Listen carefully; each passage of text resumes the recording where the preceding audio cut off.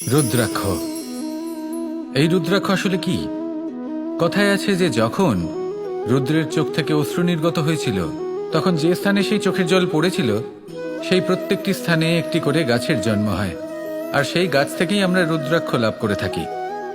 সেই রুদ্রাক্ষ যা নেতিবাচক শক্তির হাত থেকে আমাদের রক্ষা করে, যা আমাদের যাতনা এবং দুঃখ হরণ করে। আমার আরাধ্য মহাদেব যখন উনি হলাহল গ্রহণ করেছিলেন এই সংসারকে, এই সংসারের সব থেকে বড় বিপদের হাত থেকে রক্ষা করবেন বলে, তখন উনি সবার যন্ত্রণা হরণ করেছিলেন, সবাইকে রক্ষা করেছিলেন।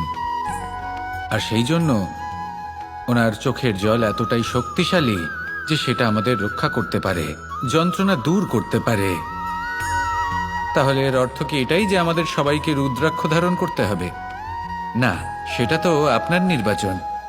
এর দ্বারা আমরা এই শিক্ষা লাভ করি যে যখনই আপনি অশ্রুপাত করবেন, এইভাবে করবেন তাতে যেন সংসারের মঙ্গল করতে পারেন।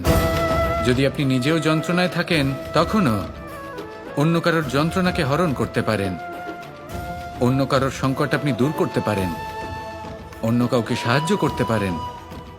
তাহলে আপনিও রুদ্রাক্ষের মতো পূজনীয় হয়ে উঠতে পারবেন। আসুন আর আমার সাথে ভালোবেসে বলুন, রাধা রাধা।